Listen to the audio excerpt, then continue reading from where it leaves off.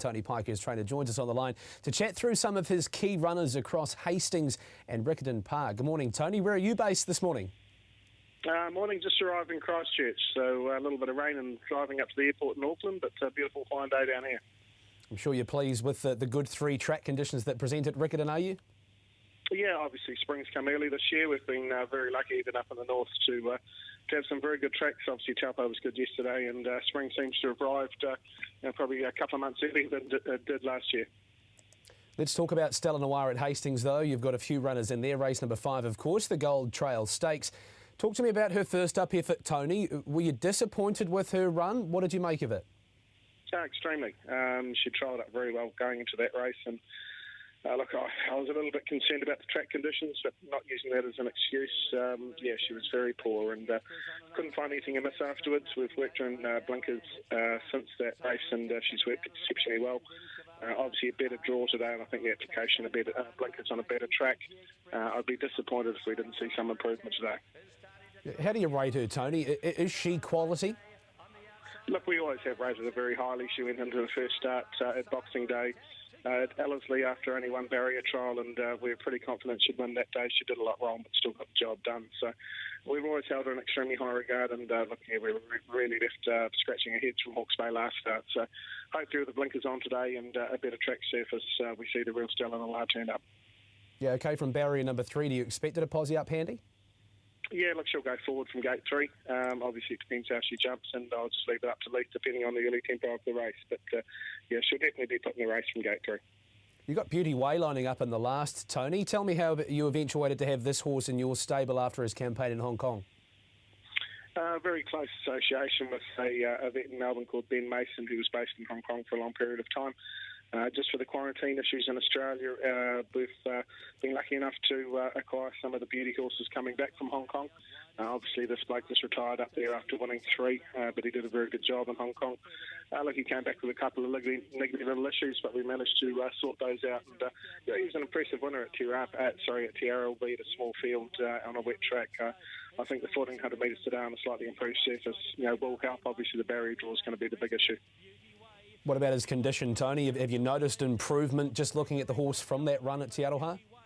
Yeah, look, he's just thrived since he's been back from Hong Kong. Some horses take a lot longer to settle back into the southern hemisphere, but he's loving life back here. His work's been superb through the week. If he'd drawn a gate, I would have been relatively confident of running a big race, but a lot of it's going to depend on how that track's playing today. Obviously, it was quite on speed near the rail at the last meeting. Hopefully, they'll start making up some ground by the last today.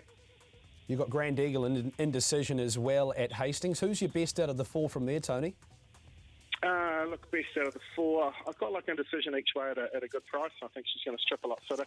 I knew she'd probably need to run first up at Hawke's Bay. We'd missed a barrier trial with her. She'd only had the one going into that, and she did do a lot of work getting across from a wideish gate. So I think if she can cross and race somewhere near the speed relatively easily early and get a couple of relatively cheap sectionals, I think she could be hard to run down.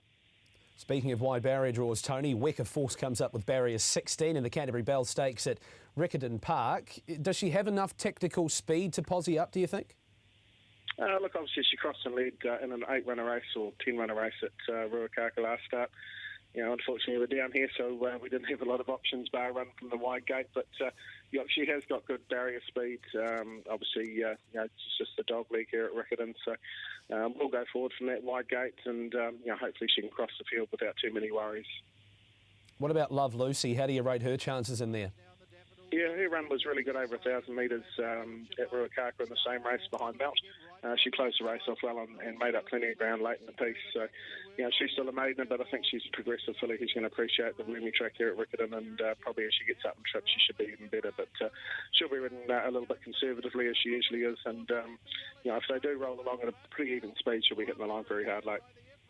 1,200 metres today, Tony. How far do you think you could stretch these fillies in terms of distance through this campaign? Oh, look, that's always the question with these fillies. Obviously, Weka Force has shown pretty good speed in most of the starts to date. But she does relax very well.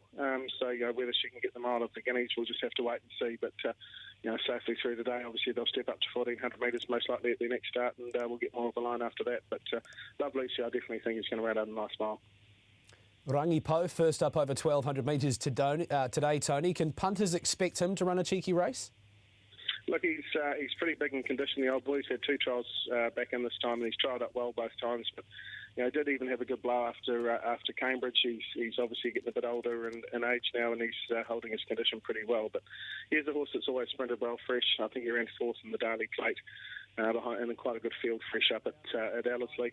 Obviously, Sensei's the one to beat in that race. But if they go hard and he gets a nice bit of cover in the run, it wouldn't surprise me to see him winning.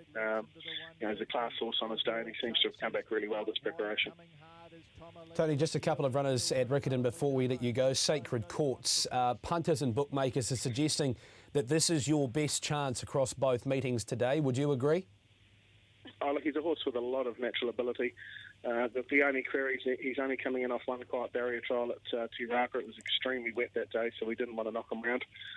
Look, if he handles the straight 12 at Riccarton, I think he'll be winning. But, horses first time down the straight here at Riccarton, especially at their first start, can do a few things wrong. So, his lack of professionalism could count against him, but if he does everything right, he's a pretty smart horse in the making.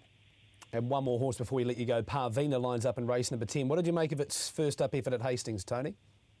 Look, come the last at Hawke's Bay, I was pretty much resigned to the fact we couldn't win. She's a filly that needs to be ridden quietly. She probably just raced a bit fresh and a bit keen that day, but nothing was making ground backing out, making ground from the back and wide. So she sort of put herself into the race and probably peaked on around the last bit. And it wasn't the worst run considering the track bias, and I think she'll take a lot of improvement from it today. She has got a really electric turn of foot when she does settle nicely in the races. So, a big field though. She's going to be a long way back, so she's going to need a little bit of luck. But she is a filly with a little bit of quality. Tony, thanks so much for sharing your thoughts with us today, and enjoy the Riccarton Park hospitality today, and good luck. Thank you very much.